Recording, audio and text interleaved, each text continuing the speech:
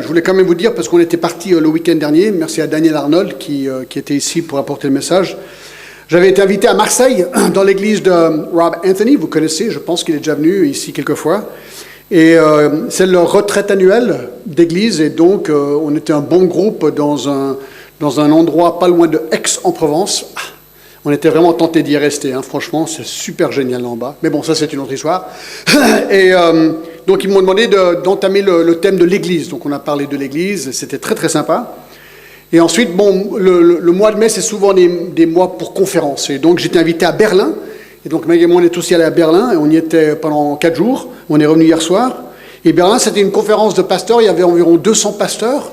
En fait, on était à Wittenberg. Wittenberg, c'est la ville où Luther, vous savez, a cloué sa 95 thèses. On était à 2 minutes à pied de cet endroit. Il y a même des photos, des vidéos devant, là où il a cloué ses thèses. C'était vraiment génial. Et là, on m'a demandé de donner 3 messages. Comment combattre le découragement dans le ministère. Deuxièmement, comment savoir si on est appelé au ministère. Et troisièmement, comment dispenser droitement la parole de la vérité. Donc c'était des thèmes vraiment intéressants. Et dans l'avion, donc, je terminais parce que j'avais déjà préparé mon message pour aujourd'hui. Donc c'était une semaine assez speed, mais bon, c'est quand même sympa. Et quand je me dis, waouh, ça fait beaucoup, je me rappelle constamment que Jean Calvin, tenez-vous bien, prêchait tous les jours. Tous les jours. Ça explique pourquoi, par exemple, lui, quand il a enseigné le livre d'Ésaïe, il a donné 353 messages dans Ésaïe. D'accord? Donc, tout d'un coup, j'ai l'impression que je ne fais pas grand-chose comparé à lui. Lui, c'était incroyable. Mais bon, c'est vrai qu'il est mort à 53 ans, donc c'est peut-être pour ça, j'en sais rien. Il a beaucoup bossé, mais il a aussi vraiment changé le monde par ses prédications. Voilà, ça c'est la petite parenthèse. Alors aujourd'hui, nous sommes dans Néhémie. Néhémie, chapitre 3 à 7. Alors, chapitre 3 à 7, parce que vous savez qu'on fait tout le livre de Néhémie en 6 messages. Donc, 3 à 7, ça fait chapitre 3, 4, 5, 6, 7. On va faire 5 chapitres, d'accord? Et je pense que j'aurai terminé vers les 4 heures cet après-midi, d'accord? Non, je blague, d'accord? On va juste rester dans les temps.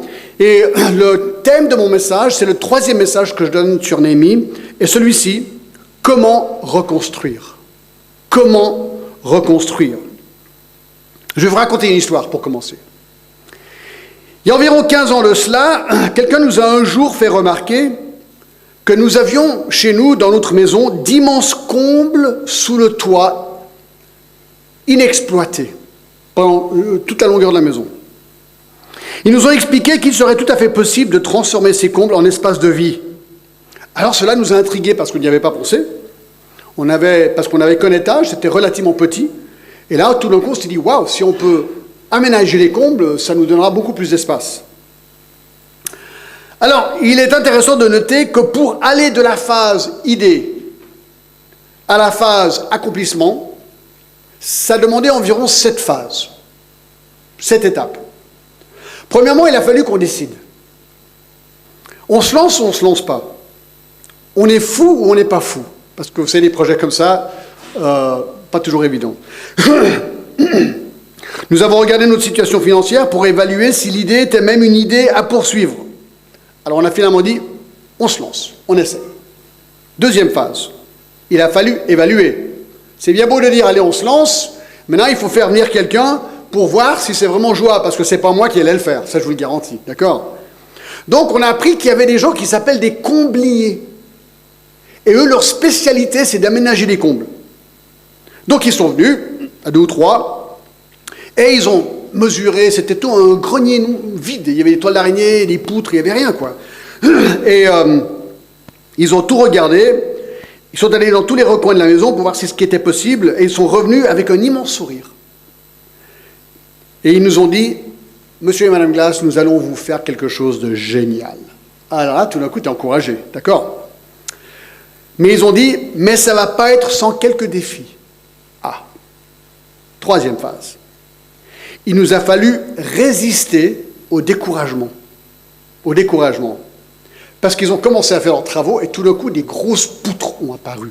Je ne sais pas où elles étaient, mais apparemment, elles étaient quelque part. Et ils ont dû les scier, ces poutres. Et quand ils sciaient ces poutres, j'étais convaincu que la maison allait vraiment tomber, quoi. Parce que c'était des grosses poutres. Et ils les enlevaient carrément. Et ensuite, il fallait faire des ouvertures de fenêtres. 5 Velux, 2 fenêtres. Et ensuite, on ne savait pas si c'était possible. Et ensuite, on se demandait si les voisins allaient réagir, parce que d'ouvrir ces fenêtres allait nous donner un vis-à-vis direct sur leur propriété. D'accord ? Et alors, le bruit, la poussière, et je me rappelle au milieu des travaux, Meg et moi, on s'est assis nous un jour dans la cuisine, on s'est dit, mais on est complètement fous, on s'est lancé dans quoi là ? Il y avait de la poussière partout, on mangeait le soir, et il y avait de la poussière, et c'était horrible, quoi, tu vois. Et on se dit, mais ça va jamais finir. 4. Un jour, 4 ou 5 mois plus tard, terminé. Le travail était fait. Et je me rappelle, ce jour tellement bien, on s'est dit, on va honorer les ouvriers. Et donc, on a fait Meg a fait un immense repas, d'accord, soyons clairs. Et là, on a remercié chacun, et surtout, c'était assez marrant, Carlo, qui a construit des escaliers en bois. Le jour où il a dit, je veux vous faire un escalier, il avait un petit crayon, un petit gros crayon, vous savez, les ouvriers, ils ont des très gros crayons, je ne sais pas comment ils font pour les tailler, je crois qu'avec un couteau. Et il a pris quelques petites notes comme ça, puis il est rentré chez lui. Il a dit, je veux un super escalier. Mais il a à peine mesuré. Il est revenu, je ne sais pas, 2 semaines plus tard. Tout était nickel, quoi. Franchement, tu es impressionné par ces gens et le travail qu'ils font. Et donc, on les a honorés pour tout ça. 6, ensuite, il fallait donner. Parce qu'il y avait la facture. Et ouais, c'est ça le problème, d'accord. Et donc, on a dû payer la facture, bien sûr. Et comme par hasard, il y avait des coûts cachés. Voilà, on a dû s'arranger. Bref, on a payé ce qu'il fallait payer. Et finalement, une fois que tout était fini, tout était payé, 7e phase, on a célébré. D'accord ? Et on célèbre tous les jours, depuis 15 ans, ce travail. Alors, c'est tout bête, hein. Je vous raconte cette histoire parce qu'en me préparant pour le message d'aujourd'hui, du récit de la reconstruction du mur de Jérusalem par Néhémie, ça m'a fait penser à la construction de nos combles. Car les mêmes phases sont celles qu'il a dû subir, si vous voulez. Néhémie, bien sûr, avait un projet inspiré de Dieu. Et ce qui est sympa avec cette étude, c'est qu'on peut avec prudence faire certains parallèles dans nos vies. Il y a plein de choses. Et pensez-y, qu'est-ce qu'on est appelé à reconstruire dans notre vie de tous les jours? D'accord? Alors lui, c'était un mur, littéralement un mur. Mais peut-être il y a des gens qui doivent reconstruire un mariage. Il peut y avoir des problèmes, d'accord? Des crises. Des gens qui ont des problèmes dans leur famille. Et parfois, il faut se regrouper, essayer de reconstruire nos familles. Parfois, c'est une carrière. Une carrière n'a pas été comme on aurait voulu qu'elle aille, et puis il faut reconstruire quelque chose derrière. Peut-être c'est une église. On le sait très bien, les églises peuvent passer par des moments très difficiles. Alors, à un moment donné, il faut se dire, voilà, comment on va faire pour reconstruire? Je pensais même à une vie, ma vie de péché, la vôtre aussi, c'était des vies brisées. Eh bien, le Seigneur reconstruit notre vie. Et nous, parfois, on a des chutes et il faut reconstruire chaque fois. Et donc il y a des parallèles. Alors, je ne veux pas forcer les parallèles parce que l'histoire, voyons, n'oublions pas, c'est l'histoire de la reconstruction d'un mur. Voilà l'histoire. Donc, on ne veut pas trop symboliser tout ça, mais on peut quand même faire des parallèles de grands principes. Donc, avec ça, je vous invite à réviser avec moi juste rapidement où on en est, surtout si vous avez raté les premières études. Dieu avait promis à Israël que si Israël lui obéissait, il les bénirait en tant que nation, mais s'il ne l'obéissait pas, eh bien qu'il les jugerait, et le jugement serait une déportation. Et c'est ce qui s'est passé. En 930 ans avant Jésus-Christ, Israël le nord a été déporté, et ensuite Juda, ensuite Juda plutôt au sud, d'accord 722, Israël a été déporté par les Assyriens, et 586 avant Jésus-Christ, Juda fut déporté par les Babyloniens.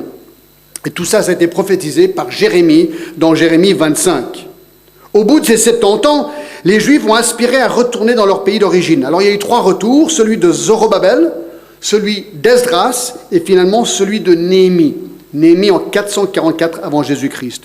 Et lui, son objectif, c'était de rentrer à Jérusalem de la Babylonie, de la Syrie si on veut, pour reconstruire le mur qui était en ruine. Le temple avait été déjà reconstruit par Zorobabel, mais pas le mur, donc le temple n'était pas protégé. Et donc, l'histoire, c'est comment a-t-il fait pour reconstruire ce mur?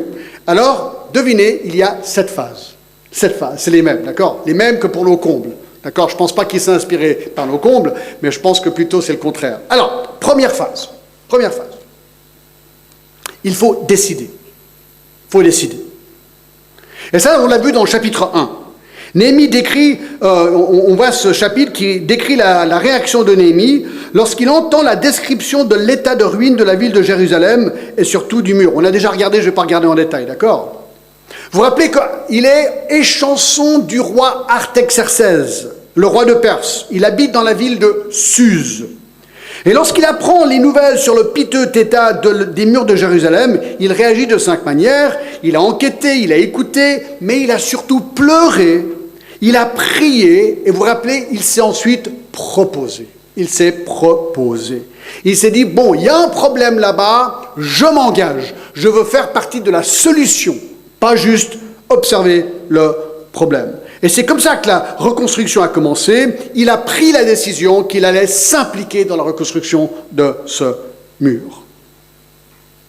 Et je pense que c'est vrai pour toute reconstruction. À un moment donné, c'est nous qui devons nous dire, allez, je m'engage. Je prends la décision.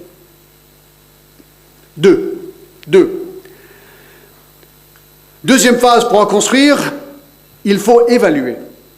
Au chapitre 2, Néhémie se retrouve devant le roi, contraint de révéler ses projets à ce roi. Ce chapitre 2 décrit vraiment le côté courageux de Néhémie, un courage motivé par son désir d'honorer Dieu et son nom, car la ruine de Jérusalem est une opprobre au nom de Dieu et sa gloire. Alors on a vu que son courage s'est manifesté de plusieurs manières. Premièrement, il a patienté.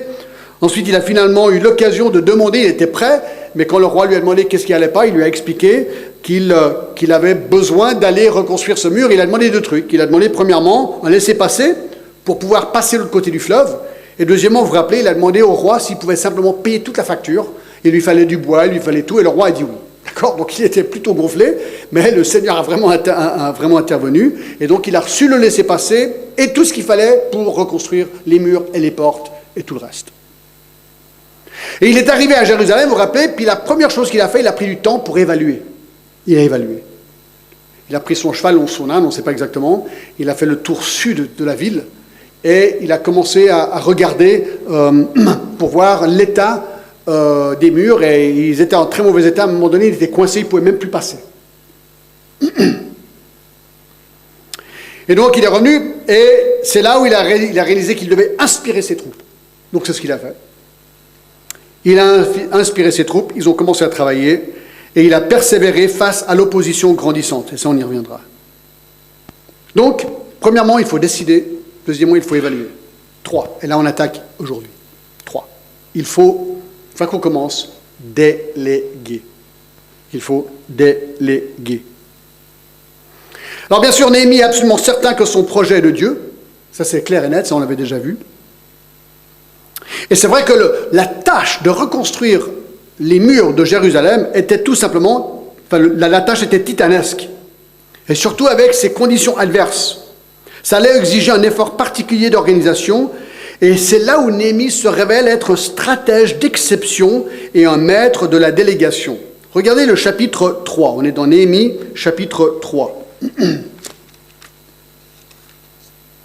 Qu'est-ce qu'on apprend?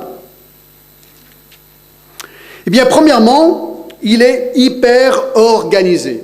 Chapitre 3, verset 1. « Élachib, le souverain sacrificateur, se lave avec ses frères, les sacrificateurs, et ils bâtirent la porte des brebis. » Donc, alors malheureusement, je suis rentré très tard hier soir et j'ai oublié d'amener le plan, à moins que vous pouvez le retrouver, le plan qu'il y avait la semaine dernière, le plan de Jérusalem avec les portes, mais j'ai oublié de le mettre sur ce matin. Mais donc, il va à la porte des brebis, et là, c'est la première porte. Verset 3, « Les fils de Sénat bâtirent la porte des poissons. » Alors, ce sont des noms qui ont donné aux portes, d'accord?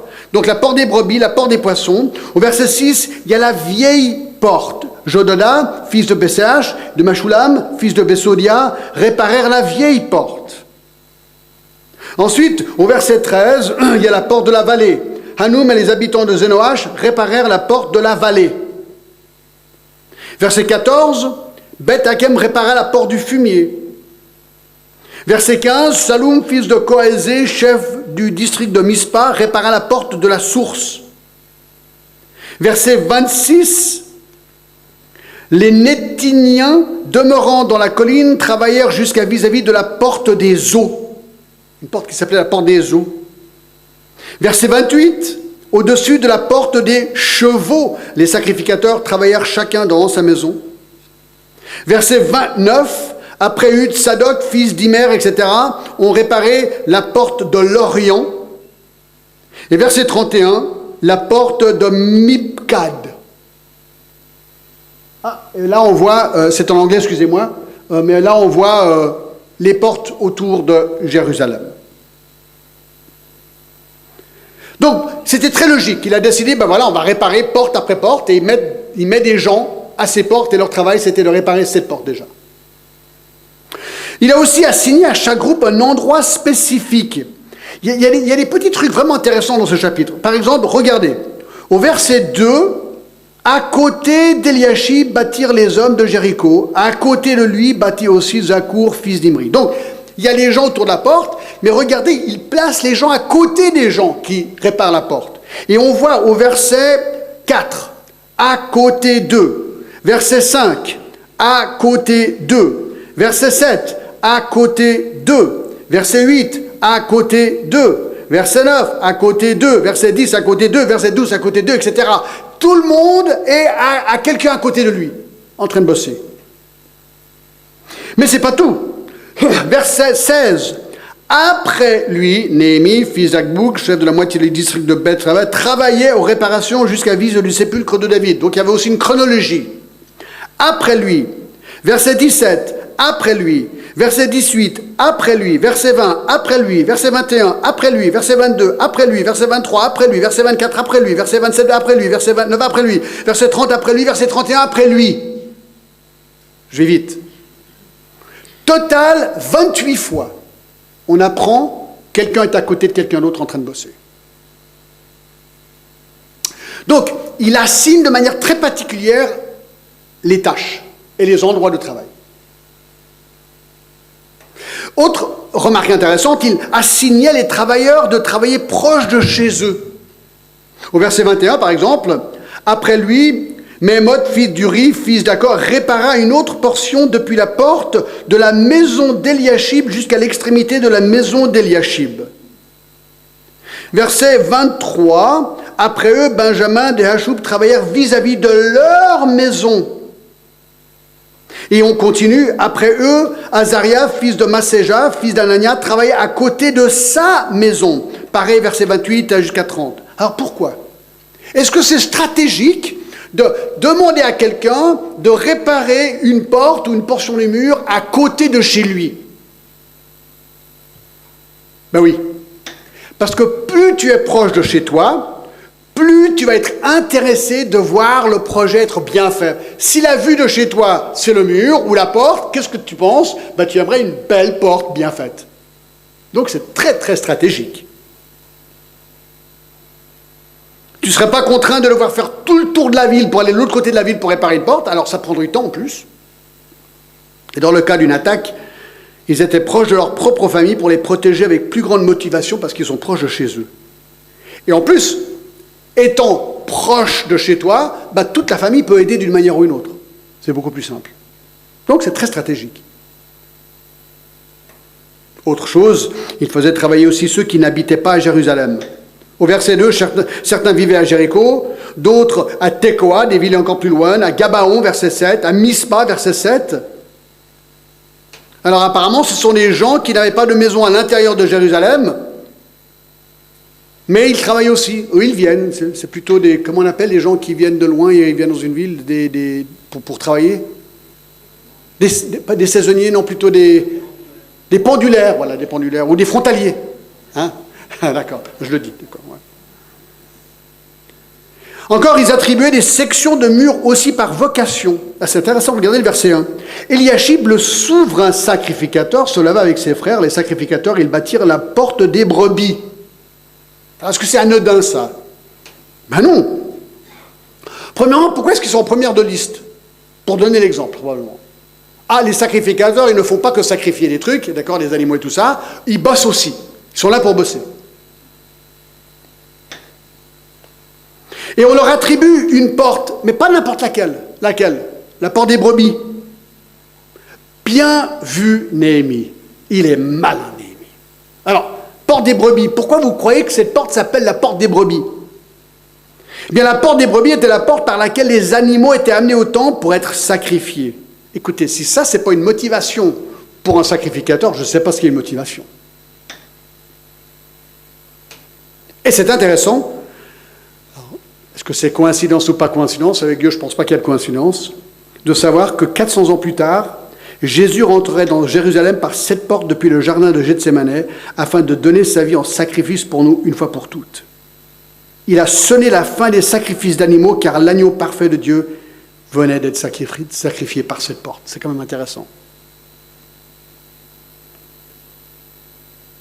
Alors bien sûr, si un sacrificateur peut aider, tout le monde peut aider. C'est ça le but ici. Tout le monde peut aider. Et je ne pense pas que les sacrificateurs, ils étaient super bons à plâtrer, quoi. Ils ont dû apprendre. Bah, dis-moi comment faire du plâtre, et du ciment plutôt. C'est du ciment ou du plâtre? Je ne sais même pas la différence. Ah ouais, il faut vraiment mettre au travail bien exactement ce qu'il faut faire, parce que je risque de mettre de la peinture où il faut du plâtre. Je ne sais pas du tout, d'accord? Mais dans le verset 8 et 22, il y avait des orfèvres aussi. Il y avait des parfumeurs au verset 8. Les parfumeurs, tu dis, mais les parfumeurs sont des gens très délicats, j'ai l'impression. Je ne sais pas, un parfumeur, ça me paraît délicat. Non, au boulot, briques, cailloux, allez, comme tout le monde. Même les chefs politiques locaux, versets 9 à 12, 14 à 19. Il y avait des lévites au verset 17, des marchands au verset 31 à 32, même des jeunes filles au verset 12. Alors c'est quoi les principes qu'on ressort de ce chapitre? Bien, la reconstruction du mur a demandé l'effort de tout le monde, premier principe. Tout le monde. Sacrificateurs, nobles, politiciens, orfèvres, marchands, etc., même parfumeurs. Comme je dis déjà, aucune de ces personnes n'était particulièrement douée pour la reconstruction du mur, mais ils étaient d'accord d'apprendre et de se mettre au boulot. Ça, la clé. Deuxièmement, certains avaient de plus grandes capacités que d'autres. Au verset 11, une autre portion de la muraille et le tour des tours fut réparé par Malkija, fils d'Arim, et par Hashum, fils de Pacha et Moab. Et le verset 19, et à côté de lui, Ézer, fils de Josué, fils de Mitzpah, répara une autre portion de la muraille vis-à-vis de la montée de l'arsenal. Ces versets impliquent qu'ils étaient plus rapides que les autres. Ils avaient terminé leur travail, ils ont dit, écoutez, est-ce que je peux faire autre chose? Oui, tiens, viens, va aider là. On le voit au verset 21, 24, 27. Certains travaillent plus vite que d'autres. C'est bien de le savoir. Verset 14, certains étaient d'accord d'entreprendre du travail moins noble que les autres. Verset 14, Malkija, fils de Raka, fils d'Itrik de... C'est dur, hein, ces noms. Hein, Beth Akerem, répara la porte du fumier. Pourquoi est-ce que vous croyez que cette porte s'appelle la porte du fumier? Parce que c'est là où... C'était la porte des poubelles, en fait. C'était le... Comment on appelle un endroit où on met les poubelles? Où les camions, ils vont mettre ça dans la déchetterie. Voilà. C'était la déchetterie de Jérusalem. Et ils mettaient tout, excréments, tout. Ça puait à fond. Il fallait quand même quelqu'un répare cette porte. Donc, chapeau quand même. Ils étaient d'accord d'entreprendre le travail moins noble que les autres. Certains avaient plus de zèle que d'autres. Verset 20, après lui, Baruch, fils de Zabai, répara avec ardeur une autre portion. Ah, lui, il était toujours devant. À fond, les gars, allez, on y va, ouais, trop bien, tu vois. Ah, par contre, il y en avait qui étaient vraiment pas intéressés à travailler, verset 5, apparemment. À côté d'eux travaillaient les Técoïtes, dont les principaux ne se soumirent pas au service de leur Seigneur. Et ouais, il y a toujours quelques-uns comme ça qui disent « Ah non, désolé, pas moi. » Et là, c'était en plus des hauts placés, des seigneurs, là. Ah non, ce travail, franchement, non, là, écoutez, là, c'est trop bas pour moi. Non, s'il vous plaît, quand même pas ça. D'accord. C'est intéressant, hein? On ne sait pas, en fait, pourquoi ils refusent de travailler.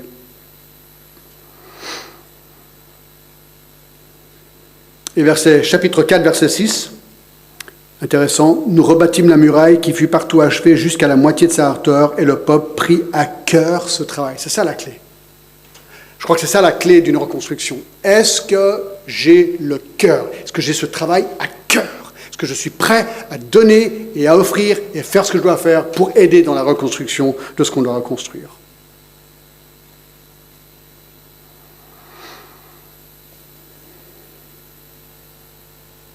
Donc, quelle que soit la chose que nous devrons construire, c'est tout à fait le même principe.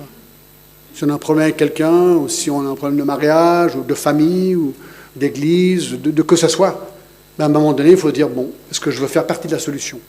Oui ou non? Est-ce que je suis prêt à aller? Est-ce que je suis prêt à faire mon travail, ma tâche, la chose que je dois faire pour pouvoir faire avancer cette reconstruction? 4. Donc, il faut décider, évaluer, déléguer. 4. Il faut résister. Il faut résister au découragement. Hein. C'est ce que Meg et moi on a vu avec nos combles. Au milieu du truc, tu dis, aïe, aïe, mais on s'est lancé dans quoi? Ça ne va jamais finir. Je crois qu'il nous avait dit que ça prendrait 2 ou 3 mois, ça a pris le double. Le prix n'était pas le double, mais c'était plus. C'était toujours plus, en fait. Bon, c'est vrai qu'il nous disait, ouais, voulez-vous, les prises, vous les voulez où? Moi, j'ai aucune idée. Alors, je dis, mais mettez-en partout. Ah ouais, mais ça coûte. Alors, on a beaucoup de prises partout. Mais il y a des prises, on n'aurait jamais dû les mettre là. Parce que tu te cognes, parce qu'on est des combles, vous voyez? Et puis, voulez-vous les interrupteurs? On ne savait pas, alors mettez-les un peu partout. Alors, il y en a un peu partout, mais ça coûte tout ça. On a réalisé après, vous voyez? Alors, voilà, il faut quand même réfléchir un peu mieux. Bon, ce n'était pas exorbitant, mais c'était quand même... C'est amusant, d'accord, amusant. Alors, ici, il y a 2 sortes d'opposition, d'accord? Premièrement, l'opposition que j'appelle l'opposition externe et le découragement interne, d'accord? Alors, il y a 2 chapitres, les chapitres 4 et 6, c'est plutôt l'opposition externe.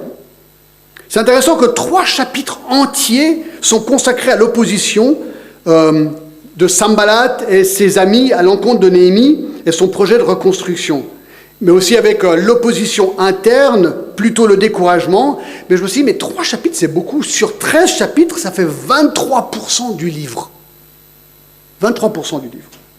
Alors, qui étaient ces individus? Alors, on avait déjà rencontré au chapitre 2, verset 10, Sanballat, le Horonite, et Tobija, le serviteur ammonite, l'ayant appris, eurent un grand déplaisir de ce qu'il venait un homme pour chercher le bien des enfants d'Israël. Et verset 19, Sanballat, le Horonite, Tobija, le serviteur ammonite, et Gerchem, l'arabe, ayant été informés, se moquèrent de nous et nous méprisèrent. Donc voilà, c'est un groupe de personnes, des Samaritains qui, globalement, enfin du moins Sanballat, qui n'étaient pas d'accord avec les Juifs qui allaient revenir rebâtir leur temple et leur ville. Pas d'accord. Donc le leader, c'est Sanballat, Horonite, de la ville Beth Oral, environ 15 km au nord de Jérusalem. On a l'impression qu'il avait un poste important selon chapitre 4, versets 1 à 4. Il y a un papyrus éléphantine qui mentionne les fils de Sanballat comme ayant été les gouverneurs de la Samarie en 408 avant Jésus-Christ. Donc il y a vraiment tout un côté historique à tout ça. Tobija, c'est un ammonite. En tant qu'ammonite, Tobija était un ennemi acharné long terme des Juifs, selon Deutéronome 23, 3 à 4. Il était lié par mariage à des amis de Néhémie, un lien de parenté avec le sacrificateur Eliashib, chapitre 13. Il y a un autre ennemi qui apparaît au chapitre 4, Gesh, l'arabe. Et on voit que le groupe va s'agrandir, chapitre 4, 7 à 8. Et au verset 8, en fait, ils se liguent ensemble pour attaquer Jérusalem. Alors bien sûr, on ne peut pas parcourir tous ces chapitres, on n'a pas le temps, d'accord? Donc ce que j'aimerais faire, c'est de résumer, juste résumer, le genre d'adversité sous laquelle se trouvaient Néhémie et ses amis dans Jérusalem, d'accord? En fait, Sanballat et ses amis utilisent 8 formes d'opposition. 8 formes d'opposition. On va les regarder très très rapidement. Numéro 1, la moquerie. La moquerie, hein. On vient de le lire au chapitre 4, verset 7. Non, excusez-moi. Où est-ce que j'ai lu ça? Je viens de le lire.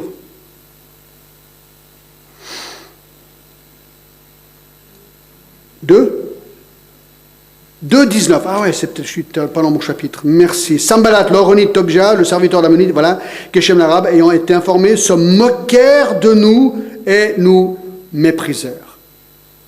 Alors c'est une tactique simple et efficace. Goliath s'est moqué de David lorsqu'il est sorti avec sa fronde pour l'attaquer. Goliath s'est dit, mais c'est n'importe quoi, David, toi et ta petite fronde. D'accord? Les soldats se sont moqués de Jésus dans Luc 22, 63, 65, lorsqu'il était cloué à la croix. Alors ils se moquent de quoi? Au chapitre 4, en fait, c'est là où on le voit, Verset 1, de leur force. Lorsque Sanballat apprit que nous rebâtissions la muraille, il fut en colère et très irrité. Il se moqua, encore voilà ce que je cherchais, se moqua des Juifs et dit devant ses frères et devant les soldats de Samarie, à quoi travaillent ces Juifs impuissants? Mais regardez, vous n'êtes pas fait pour ce genre de travail, vous n'y arriverez jamais. Donc il se moque de leur force. À quoi travaillent ces Juifs impuissants? Les laissera-t-on faire? Sacrifieront-ils? Vont-ils achever? Est-ce qu'ils donneront vie à des pierres ensevelies sous des monceaux de poussière et consumées par le feu? Tobija l'ammonite était à côté de lui et dit, qu'ils bâtissent seulement, si un renard s'élance, il renversera leurs murailles de pierre. Ils disent, mais vous construisez n'importe quoi, c'est un château de cartes, votre mur. Il va s'effondrer avec un coup de vent. Ils se moquent de leur spiritualité, là. Sacrifieront-ils? Non, mais vous êtes trop spirituel pour ce genre de travail, vous. Ils se moquent, hein. Et au verset 2 même, il dit, vont-ils achever? Redonneront-ils vie à des pierres ensevelies sous des monceaux de poussière et consumées par le feu? Et juste avant, ils impliquent, ils se disent que par la prière et par votre spiritualité, c'est comme ça que vous allez construire ce mur. Alors, c'est quoi la réaction de Néhémie? Verset 4. Écoute, ô notre Dieu, comme nous sommes méprisés. Il prie, la première réaction. Fais retomber ces insultes sur leur tête. C'est ce qu'il est en train de dire. Il demande à Dieu simplement de s'occuper d'eux pour lui. Seigneur, tu connais la situation, fais ce que tu dois faire. Fais ce que tu dois faire. Il ne voulait pas se laisser distraire par eux. Pas de vengeance personnelle, mais la justice et la gloire de Dieu à l'égard de ces gens. 2. L'intimidation. L'intimidation, chapitre 4, verset 8. Nous priâmes notre Dieu et nous établîmes une garde jour et nuit pour nous défendre contre leurs attaques. Et au verset 8, regardez, ils se liguèrent tous ensemble pour venir attaquer Jérusalem et lui causer du dommage. Voilà, donc ils se réunissent ensemble pour intimider les gens à Jérusalem. Ça fait peur. Néhémie soupçonnait l'attaque de ces personnes, il s'y est préparé. Au verset 9, nous nous priâmes notre Dieu, donc ils sont toujours en train de prier, et nous établîmes une garde jour et nuit pour nous défendre contre leurs attaques. Donc c'est intéressant, ce qu'on apprend, c'est qu'il faut d'un côté prier, faire confiance au Seigneur, mais de l'autre côté, il faut prendre les mesures humaines, dans leur cas militaire, pour contrecarrer l'ennemi. 3. Le découragement. Verset 10, cependant, Judas disait, les forces manquent à ceux qui portent les fardeaux, et les décombres sont considérables. Nous ne pourrons pas bâtir la muraille. C'est comme ils sont au milieu du projet, là, et tout d'un coup, ils sont complètement découragés. Ils ont tellement bossé, ils voient la moitié. Mais tout n'est pas fini. Et en plus, il y a le danger tout autour, maintenant. C'est un peu comme les espions, vous vous rappelez, les espions qui sont montés dans la terre promise. Jésus était sur le bord, là, Moïse, et ils attendaient, et les espions montent, et ils redescendent. Et ils disent, mais non, il y a des géants là-bas. Il y a des géants. On va y aller, on va se faire massacrer là-haut. Et tout le monde devient découragé. Alors là, il conclut, mais on ne va jamais y arriver. Moi, je me rappelle, à un moment donné, avec nos combles, là, on se dit, mais... Puis en plus, c'est un quand ils ont coupé les poutres. Pendant 1 ou 2 mois après, la maison se repositionnait. Alors on l'entendait, on dormait, tout d'un coup, puis une poutre qui craquait. Tu dis, mais c'est quoi? Ils nous ont détruit notre maison, ces gens, quoi. Et puis c'est pas du tout le cas, maintenant ça craque plus, d'accord? Mais c'est vrai qu'à un moment donné, tu te dis, mais ça va jamais finir ce truc. 4, la peur. C'est encore, ces menaces, ces armes des ennemis, ici, la peur. On est dans le chapitre 4, verset 11. Et nos ennemis disaient, ils ne sauront et ne verront rien jusqu'à ce que nous arrivions au milieu d'eux, nous les tuerons et nous ferons ainsi cesser l'ouvrage. En fait, ils menacent qu'ils vont venir les envahir et les tuer.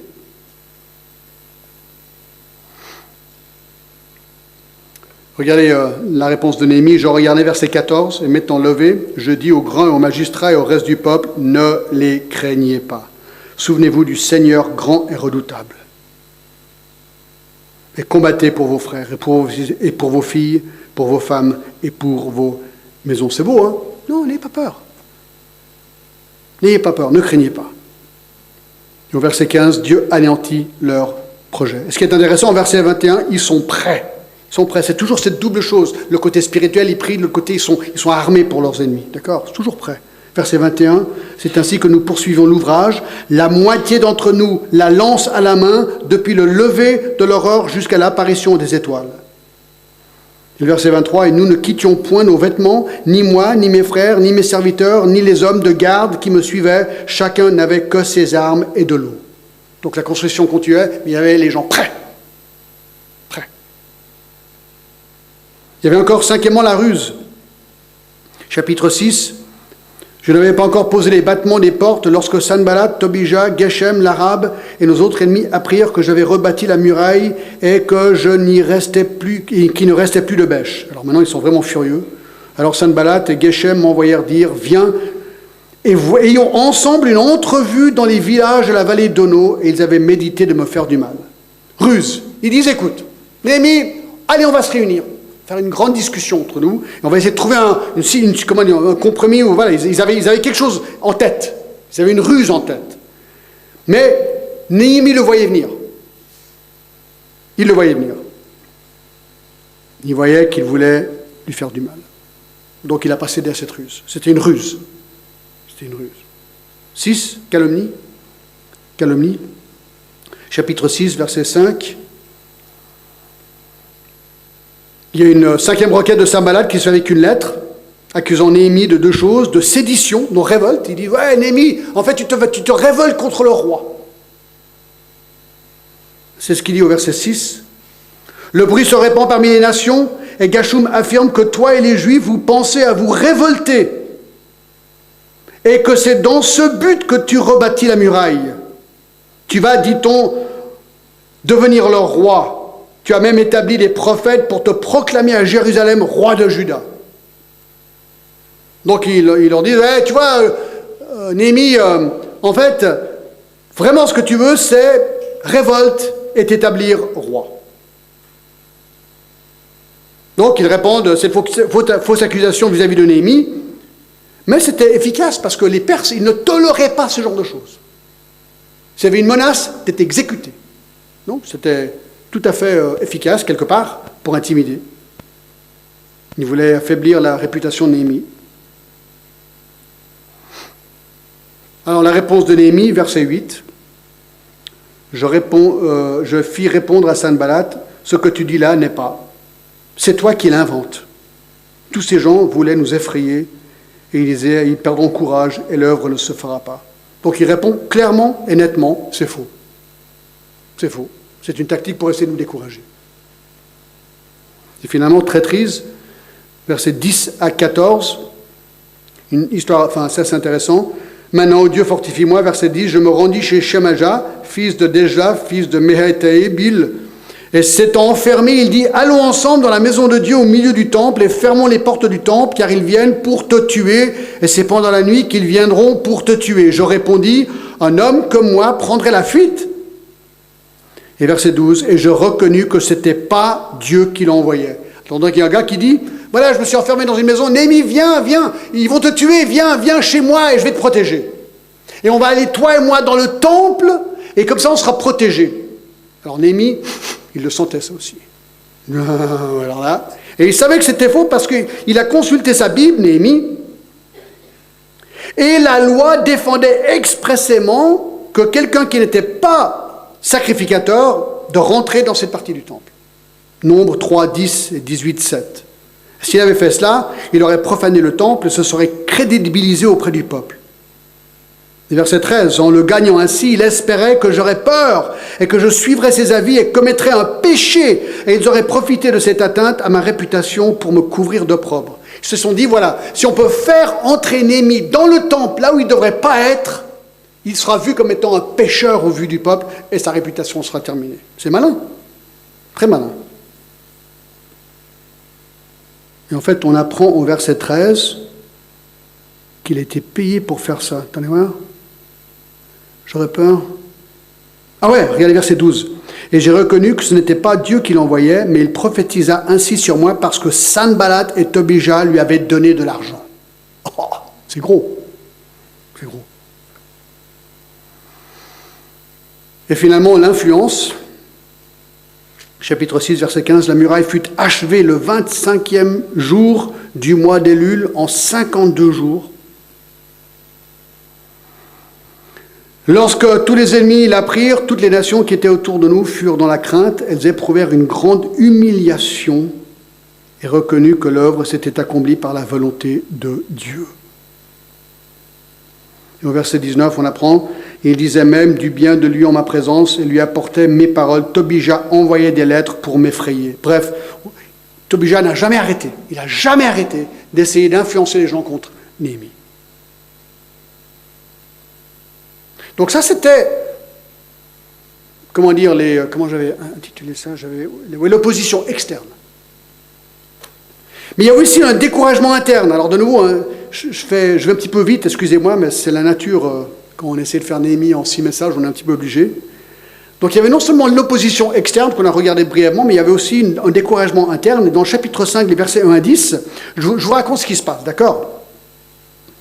Ben juste, regardez verset 1. Il s'éleva de la part des gens du peuple et de leurs femmes, donc parmi les Juifs, des grandes plaintes contre leurs frères les Juifs. Les uns disaient, nous et nos filles, nous sommes nombreux et qu'on nous donne du blé afin que nous mangions et que nous vivions. Donc ils avaient faim. D'autres disaient, nous engageons nos champs, nos vignes et nos maisons pour avoir du blé pendant la famine. Il y avait une famine.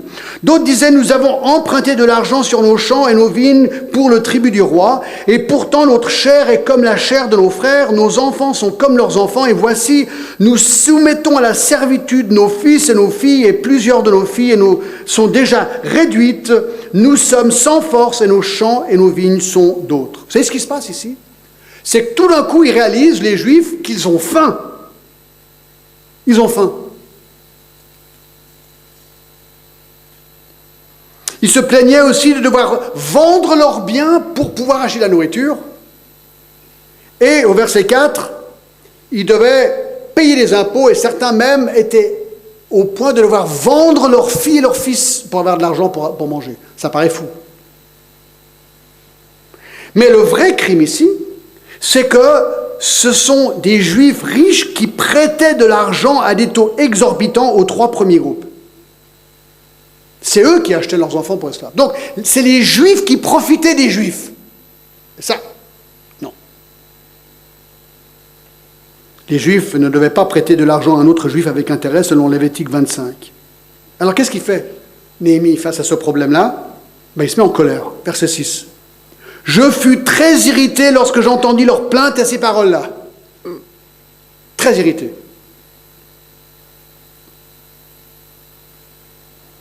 Ensuite, il les réprimande. Verset 7. Je résolus de faire des réprimandes aux grands et aux magistrats.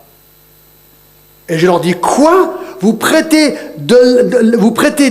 à l'intérêt à vos frères? Il les réprimande. Il leur dit clairement, non, là vous faites faux, c'est pas bien. Alors, la bonne nouvelle au verset 12, c'est qu'ils se repentent. Ils répondirent, nous les rendrons et nous leur demanderons rien, nous ferons ce que tu dis. C'est beau, ils se repentent. Alors j'appelais les sacrificateurs devant lesquels je les fais jurer de tenir parole. Et ensuite, au chapitre 6, 14 à 19, c'est Néhémie qui montre l'exemple, et moi je trouve juste un petit détail tout à fait incroyable. Verset 17, il s'est dit, voilà, moi il faut que j'aide, parce qu'il y a beaucoup de gens qui avaient faim. Regardez ce qu'il fait. Verset 17, j'avais à ma table 150 hommes, juifs et magistrats, outre ceux qui venaient à nous des nations d'alentour. Il s'est dit, moi aussi je vais contribuer à aider. Vous savez ce qu'il fait? Il invite 150 personnes à manger, tous les jours. Apparemment, Néhémie est un homme très riche. Très riche. Et dans ce texte, il apprend que ça sort vraiment de sa poche. C'est pas le roi des Perses qui paye ça, c'est lui qui paye ça de sa poche. Alors, c'est quoi l'application dans tout ça? Voici, je pense que c'est, il n'y a pas de reconstruction sans opposition. Il n'y a pas de reconstruction sans opposition. Moi, je vous donne un exemple. Quand je me suis converti, je fumais 2 paquets par jour de cigarettes. La Bible ne dit pas qu'il ne faut pas fumer. La Bible simplement dit que notre corps, c'est le temple du Saint-Esprit, donc c'est logique qu'on ne veut pas détruire le corps que Dieu nous a donné avec de la nicotine. D'accord? Mais il n'y a pas un verset qui le dit. Mais une fois que je me suis converti, je voulais arrêter. Mais j'étais un accro de la nicotine. D'accord? J'aimais fumer. Voilà. Des Marlboro, je fumais. Puis aussi des Rothman King Size. D'accord? Parce que c'était cool, parce qu'il y avait la manche du pilote. Puis ça faisait vraiment cool. Mais je voulais arrêter de fumer.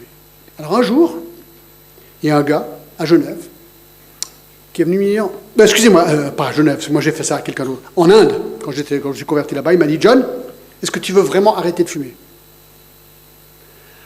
Alors, la question est compliquée. Oui, d'un côté, je voulais vraiment arrêter, mais non de l'autre. Parce que tout en moi voulait fumer. Il a dit, John, est-ce que tu es prêt à arrêter maintenant? Waouh! J'ai dit, ok.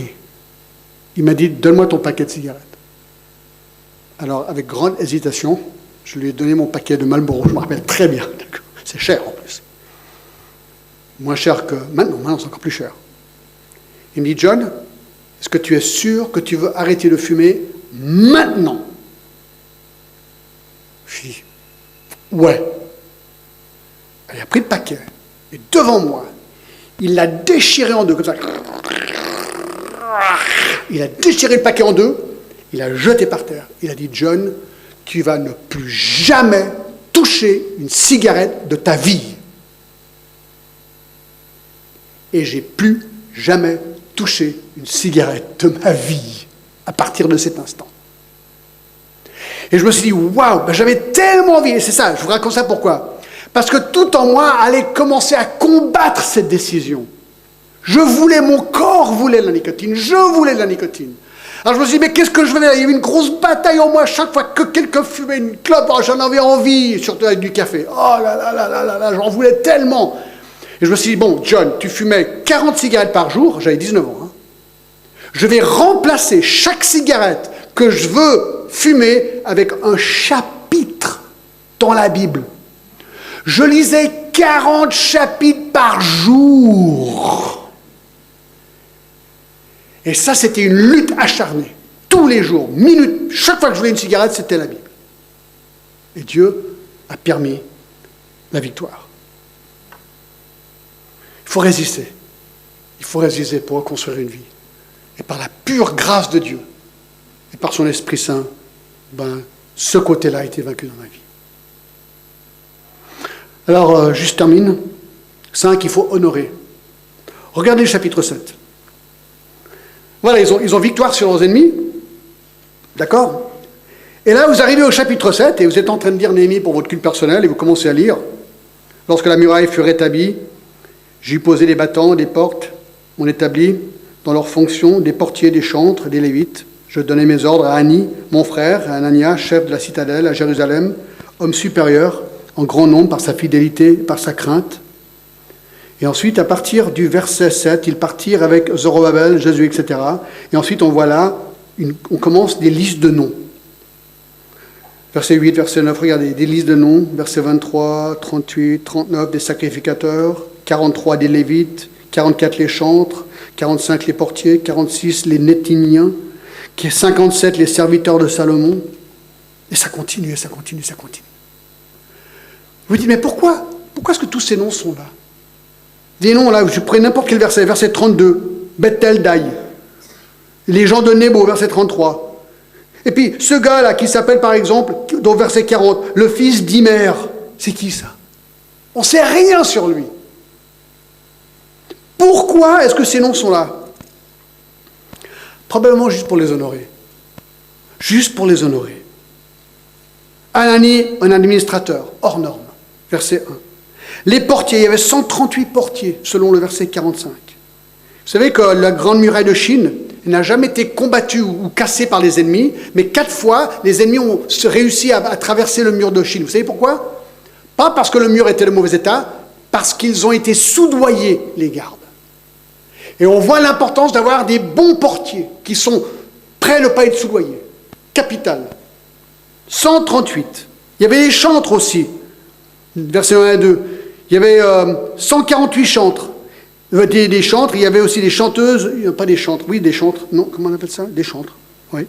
Et puis ensuite, 245 pour les chanteurs et les chanteuses. C'est différent, ceux qui mènent et ceux qui mènent pas, enfin, je sais pas. Il y avait les hommes du peuple d'Israël, des sacrificateurs, des lévites, des nethiens, des serviteurs de Salomon, bref, grand total, au verset 66 et 67, 49 697 personnes. C'est à peu près 2 fois le stade de Genève, un petit peu moins.